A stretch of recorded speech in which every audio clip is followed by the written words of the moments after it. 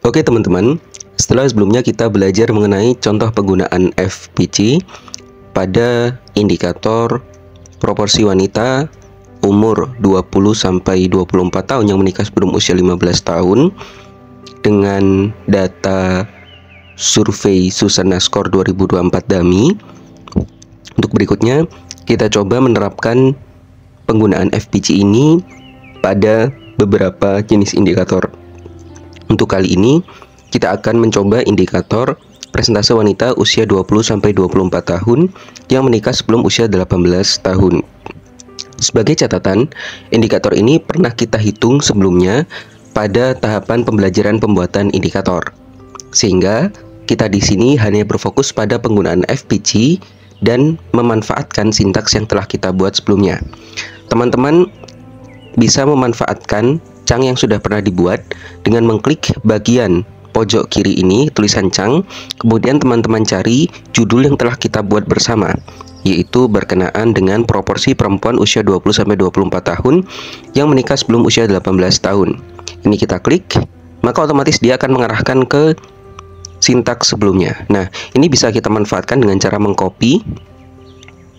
Nah, kemudian kita copy sampai batas bagian bawah, sampai bagian menyimpan dalam bentuk tabel ya.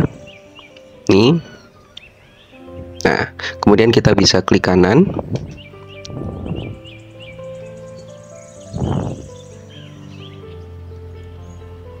Nah, ini. Kita bisa klik kanan, copy.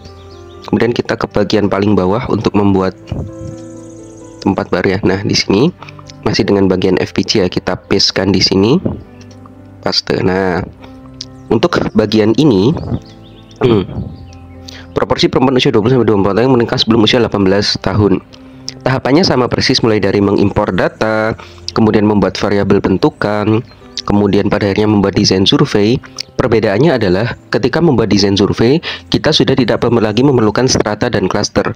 Karena apa? Karena dalam hal ini kita menggunakan ID-nya itu berupa PSU ditambah SSU seperti tahapan indikator yang kurang dari 15 tahun.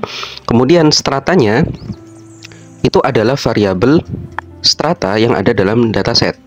Kemudian nanti barulah kita akan menambahkan parameter FPC, yaitu merupakan FPC 1 dan FPC 2. Sehingga di sini bagian membuat strata dan cluster ini bisa kita hapus saja. Nah, tinggal bagian Ernas ini untuk membuat nasional. Kita hapus. Nah, kemudian di bagian membuat desain survei, di sini yang perlu kita ganti adalah bagian ID-nya kita ganti dengan PSU ditambah SSU. Sedangkan untuk stratanya kita ganti dengan tulisan strata yang semuanya huruf kapital, karena itu adalah nama dari variabel dalam dataset tersebut. Nah, kemudian jangan lupa kita tambahkan parameter baru, yaitu FPC di sini. Sama dengan ada apa? FPC, kita beri tanda bengkong terlebih dahulu, FPC 1 ditambah FPC 2. Kemudian jangan lupa kita beri keterangan NES. Nah, NES adalah true atau huruf T saja. Nah, di sini coba kita tambahkan nama desainnya, bukan desain 2 saja, tapi desain 2 FPC. Di sini juga kita desain 2 FPC. Kemudian di sini menggunakan estimasi indikator masih sama, hanya saja dibedakan di bagian survei desainnya menjadi desain 2 FPC. Itu juga untuk estimasi prof di sini menjadi desain 2 FPC. Nah, kemudian pada akhirnya nanti ketika menyimpan kita tambahkan indi_2_f_pc. Oke. Kita bisa kembali ke bagian yang tadi pertama kali membuat ini ya. Proporsi perempuan usia 20-24 tahun yang menikah sebelum usia 18 tahun. Ini kita run terlebih dahulu bagian mengimpor data. Di sini memang ada warning dari penamaan yang terlalu panjang ya, long string. Kemudian untuk variabel bentukannya kita bisa run. Kemudian bagian membuat desain survei, di sini kita sudah menambahkan FPC, tapi kita buat terlebih dahulu variabel Ernas untuk estimasi nasional. Kemudian desain surveinya di sini yang perlu diperhatikan yaitu ID-nya diubah jadi PSU dan SSU, stratanya menjadi strata, dan FPC-nya menjadi FPC 1 ditambah FPC 2, dan tambahkan keterangan NES sama dengan true. Dengan datanya merupakan subset dari INDI yang tidak mengandung NA. Kemudian kita bisa run.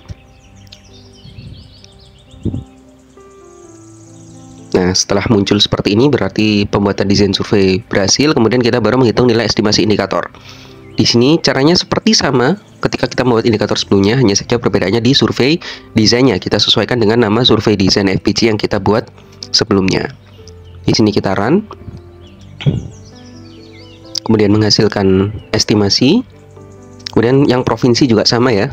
Perbedaannya hanya di disaggregation-nya menjadi R101, kemudian kita run. Nah, kemudian sudah muncul. Nah, untuk membuktikan apakah ini sama dengan SPSS atau tidak, kami juga sudah menghitung menggunakan SPSS, juga menggunakan FPC. Yang pertama, untuk estimasi level nasional, di sini diketahui estimasinya adalah 6,1445. Di sini 6,1445 dengan standar errornya itu 0,5634. 0,56344. Dan lowernya 5,0397. 5,0397, uppernya 7,2494. 7,2494. Nah, kemudian untuk yang bagian provinsi, misalkan di sini kita ambil provinsi paling atas ya, estimasi Aceh yaitu 3,0280. Kita cek di sini Aceh 3,0280 dengan SE-nya 1,4891. 1,489908. Turunkan 91. Lowernya 0,1081. 0,1081. Oke, jadi dengan adanya FPC ini akan memberikan hasil yang sedikit berbeda pada bagian standar error dan CI lower jika dibandingkan dengan tanpa menggunakan FPC seperti penghitungan sebelumnya. Misalkan di sini untuk estimasi level nasional ya, kita cek penghitungan sebelumnya di estimasi level nasional. Di sini SE-nya adalah 0,5648, sedangkan tadi SE-nya